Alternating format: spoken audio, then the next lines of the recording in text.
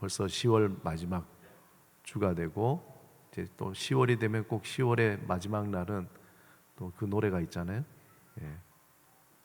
그 유행가 가사처럼 우리의 모든 일들이 이렇게 지나가고 그리고 새롭게 이제 11월, 12월 한 해를 이렇게 마무리해야 되는 그런 시점에 있습니다. 이런 시점에서 하나님께서 우리를 향해서 부르실 때에 너 하나님의 사람아 그렇게 부르십니다. 이 부르심은 우리가 누구인지에 대해서 또 어떻게 살아야 하는지에 대해서 분명한 메시지를 담고 있는 거예요. 사도 바울은 디모데에게 초대교회에 직면한 가장 위험한 적이 있다고 했는데 그 위험한 적이 바로 물질에 대한 탐욕입니다.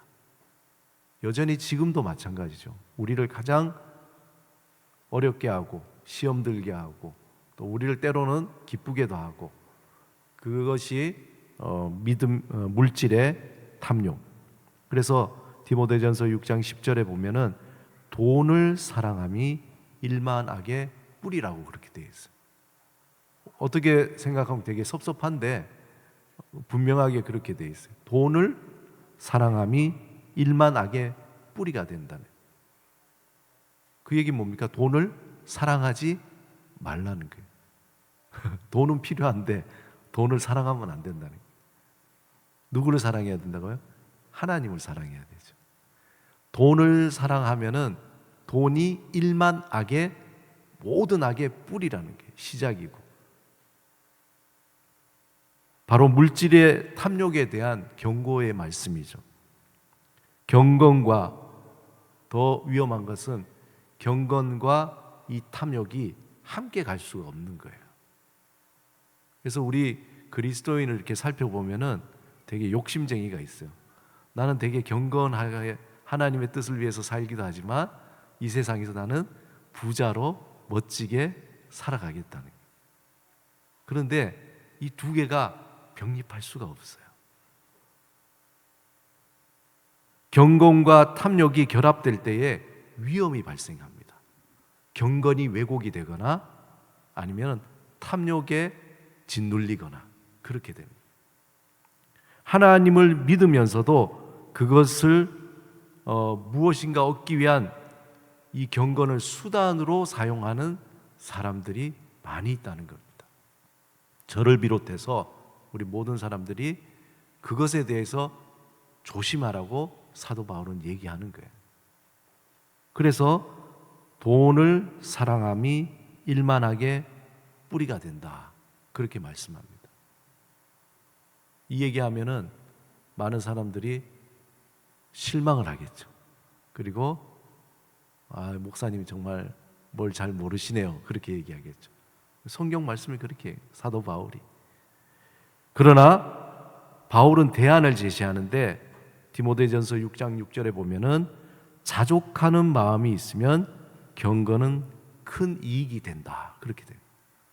어떻게 경건과 이 물질의 이 사이에서 이게 우리가 넘어가지 않고 잘 피해서 하나님의 사람으로 살 수 있을까에 대한 그 비결을 자족하는 마음이 있으면은 이 경건은 큰 이익이 된다. 그렇게 되는 거예요.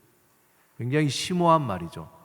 자족하는 마음, 스스로 만족하는 마음, 그것이 있으면은 이겨낼 수 있다는 거예요. 이 얘기는 뭐냐? 경건과 탐욕이 아니라 경건과 감사가 만날 때에 우리는 그 일이 이루어질 수 있다는 거예요. 우리 한번 따라합시다. 경건과 감사. 이게 성경의 가르침이에요. 이 원리를 여러분들 잘 이해를 하셔야 돼요. 젊어서부터 나이 들어가면서 점점점 이것이 익어가야 되는 거예요. 경건과 감사가 만날 때에 우리의 삶에 정말 유익이 된다는 거예요. 아까 얘기했듯이 경건과 탐욕이 함께 가게 되면 우리의 삶은 되게 화려해 보이는 것 같고 뭔가 있어 보이는 것 같고 내가 뭔가 된 것 같은데 삶은 점점 무익하게 된다는 거예요. 바울은 말하는데 우리가 세상에 아무것도 가지고 온 것이 없음에 또한 아무것도 가지고 가지 못하리니 우리가 먹을 것과 입을 것이 있은즉 족한 줄로 알 것이니라. 디모데전서 6장 앞절의 말씀이에요. 제가 다시 한번 읽어드릴게요. 우리가 세상에 아무것도 가지고 온 것이 없잖아요. 그렇죠?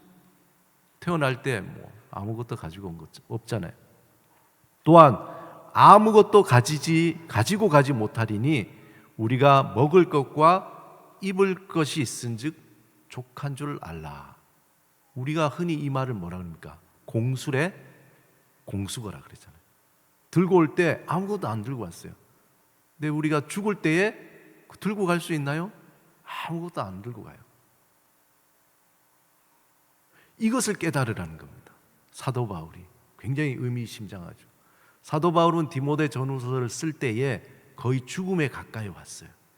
그의 인생의 마지막, 그 얘기는 뭐냐? 그가 젊어서 바리새인으로, 그리고 또 유명한 그런 유대인의 지도자로 또 엄친하거든요. 로마 시민권도 있고 헬라어를 잘할 것처럼, 소위 요즘 치면 어릴 때부터 유학파예요. 그 다음에 베냐민 지파, 소위 말해서 뼈대 있는 집안이에요. 그는 누릴 걸 다 누리면서 살아봤던 사람이에요. 그러다 예수님을 만나서 삶이 완전히 변화가 됐죠. 아, 내가 살았던 삶이 헛된 삶이었구나. 그리고 예수 안에서 새롭게 살아가면서 삶의 마지막에 그가 깨닫게 된 게 공술의 공수거구나 라는 겁니다. 아무것도 가지지 않고 왔는데 또 갈 때도 아무것도 가지. 근데 우리는 마치 우리가 태어나서 뭔가 많이 가지고 온 것처럼, 또 죽을 때 뭔가 많은 것을 가지고 갈 것처럼 그렇게 살아가잖아요. 끌어모으고 뭔가 하나라도 더 돋보이게 하려고 하고 그렇다는 거예요. 근데 결국을 생각하면은 아무것도 가지고 가죠. 장례식장에 가면은 아무것도 가지고 갈 수 없어요. 많이 재산을 쌓아놨으면 자녀들이 유산을 받았겠지만 본인은 아무것도 가지고 갈 수가 없어요. 아무리 돈은 많아도 하루에 10끼를 먹을 수가 없는 거예요. 그죠? 그냥 우리가 위가 차면은 더 이상 먹을 수가 없어요. 물론 먹방하는 사람들 엄청 많이 먹긴 하지만 아무리 먹어도 우리는 그 양을 넘어서서는 더 채울 수가 없는 거예요. 그걸 잘 깨달으라는 거예요. 이걸 깨달았을 때 우리는 이미 받은 것에 대해 감사할 수밖에 없다는 사도 바울의 지혜가 여기에 담겨 있습니다. 하나님께서 우리를 하나님의 사람이라고 부르시는데 이것은 단순한 호칭이 아니라 정체성이라. 우리를 너는 하나님의 사람이다. 그 얘기는 뭡니까? 그러니까 너는 하나님의 사람답게 살아가라 얘기인 거죠. 티끌 같은 우리를 하나님께서 하나님의 사람이라고 불러주셨어요. 얼마나 감사한지 모릅니다. 왜냐? 내가 하나님의 사람이 아니랐으면 나는 세상의 사람으로 세상의 가치를 따라서 지금도 탐욕을 향해서 일만하게 뿌리가 되는 돈을 사랑하면서 그걸 위해서 모든 시간과 재능과 열정과 모든 것을 다 바치겠죠. 그렇게 살다가 나중에 가보니까 공술의 공수고 아무것도 가지지 않는데, 그럼 어떻게, 내가 왜 괜히 그런데 애를 썼을까? 내가 왜 괜히 거기에 힘을 다했을까? 그렇잖아요. 막 망치질하고 여러 가지 다른 일을 하고 막 했는데 그 일이 다 끝에 가서 먼지로 남는다면은 그거 못하러 하는 거예요. 아무 의미가 없잖아요. 예수 그리스도 안에서 우리를 새롭게 태어나게 하시고 하나님의 자녀로 삼아 주셔서 깨달은 거예요. 아, 인생이라는 게 공술의 공수거구나. 아, 그러면은 내가 이렇게 살아서는 안 되겠지. 예전처럼 내가 그렇게 살아서는 안 되겠지. 좀 새롭게 살아야 되겠네. 쓸데없는 일, 쓸데없는 의미 없는 헛된 일, 티끌처럼 날아갈 일에 내가 괜히 힘을 쓸 필요가 없잖아요. 전도서에 보면은 그 솔로몬이 다 해보고 난 뒤에, 그 또 참 해보고 난 뒤에 얘기하니까 거시기 한데, 해보고 난 뒤에 얘기하는 게 헛되고 헛되니 모든 것이 다 헛되도다. 바람을 잡는 것 같구나. 미리 얘기해 주는 거예요. 인생이 공수래 공수거라는 거예요. 이걸 깨닫는 거예요. 그러면은 내가 진정으로 힘을 쓰고 애를 써야 될 부분이 뭘까? 하나님의 사람, 하나님의 자녀로 살아가는 사람은 곧 감사하는 사람이구나. 자족하는 삶을 살아야 되겠구나. 뭔가 자꾸 이렇게 쌓아나가려고 하는 게 아니라 이미 나에게 주신 것에 감사하고 그 지극히 감사한 것에 또 감사하면서 살아가는 삶. 그래서 감사는 선택이 아니라 하나님의 사람의 본질인 거예요. 당연히 해야 될. 내가 어떤 조건이 맞아서 그런 게 아니라 그게 삶의 원리라는 거예요. 그게 공술의 공수거의 삶을 이겨내고 탐욕을 쫓는 것이 아니라 정말 삶이 끝에 유익하게 되고 풍성하게 익어가는 그러한 삶이 되는 거예요. 성숙한 믿음의 사람으로 살아가기 위해서는 감사의 길을 선택해야 된다는 거예요. 하지만 이 세상에서 감사한다는 건 쉽지가 않죠. 세상은 우리에게 늘 불만족을 가르쳐 줍니다. 넌 불만족해야 돼. 불평해야 돼. 비교해야 돼. 너는 계속 그렇게 우리에게 새로운 언어들을 가르쳐 줍니다. 더 많이 가져야 한다고, 더 높이 올라가야 한다고 속삭입니다. 특별히 이 비교는 감사의 적이에요. 늘 나보다 더 공부 잘하네, 나보다 더 잘 사네, 나보다 인물이 더 좋네. 이거는 나를 탐욕으로 이끄는 지름길이. 그래서 바울이 외칩니다. 이것들을 피하고 뭘 피하느냐? 탐욕을 피하고 비교를 피하고 불평을 피하라는 거예요. 그리고는 뭐에 힘쓰라 그러냐면은 의와 경건과 믿음과 사랑과 인내와 온유를 따르라는 거죠. 성령의 열매잖아요. 하나님의 의, 하나님의 그 관계죠. 우리가 의롭게 되는 것은 하나님과 이어진 관계. 경건함, 오로지 내 마음을 하나님께 두는 거죠. 믿음, 전적으로 하나님을 신뢰하면서 살아가는 거죠. 사랑, 하나님께서 우리를 사랑하신 것처럼 나를 사랑하고 나의 가족을, 내 주위의 분들을 용납하고 용서하고 받아들이면서 살아가는 거죠. 인내하는 것, 지금은 당장 아니지만 산소망을 품고 하루하루 우리가 천천히 스텝 바이 스텝으로 그렇게 인내하면서 하나님이 나를 선한 길로 인도해 주실 거라고 믿고 그렇게 살아가는 거예요.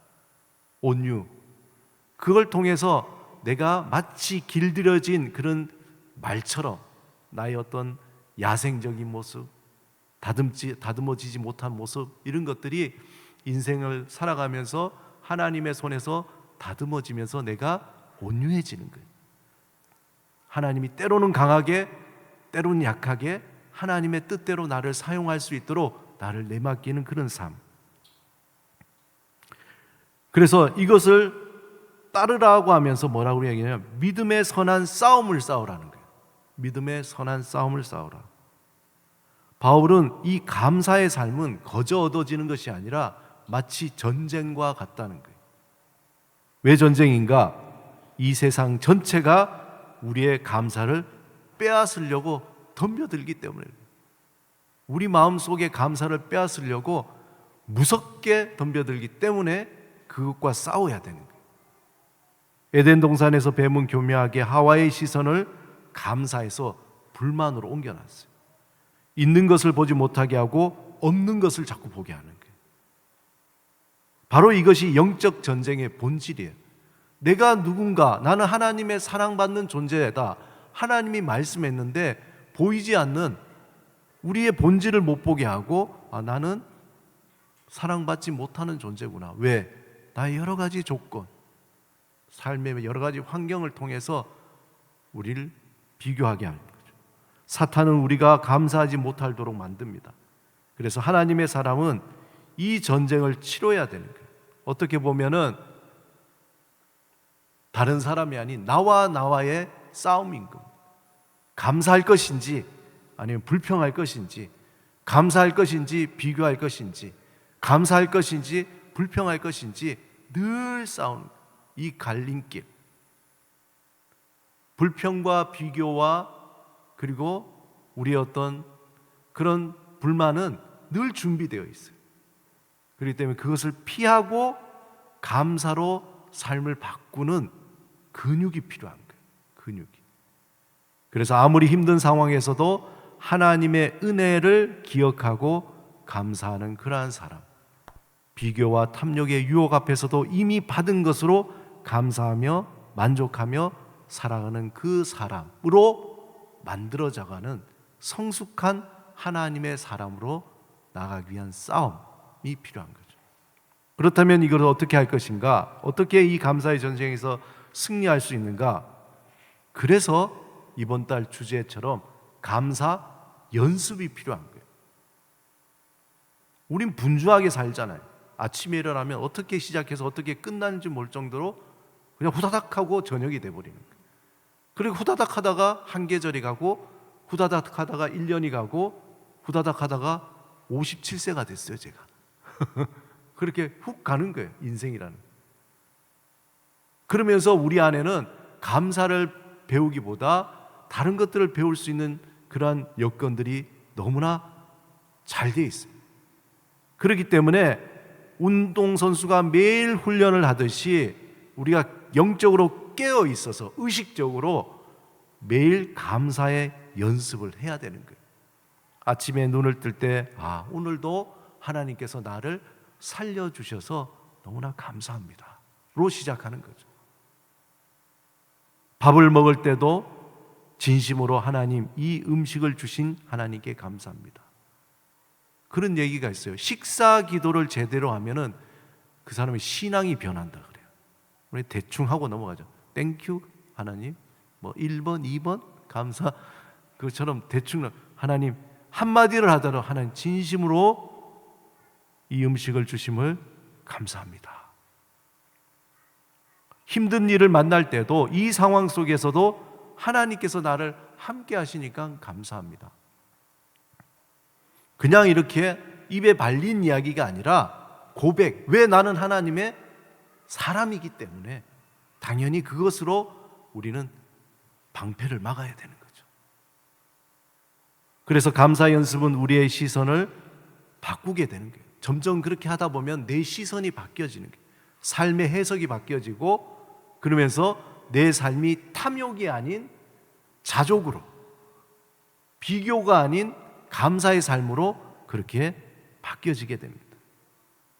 그렇게 감사의 연습은 우리 시선을 바꾸게 되고 없는 것에서 있는 것으로, 잃은 것에서 남은 것으로, 문제에서 은혜로 우리의 초점을 조금씩 바꿔가는 겁니다.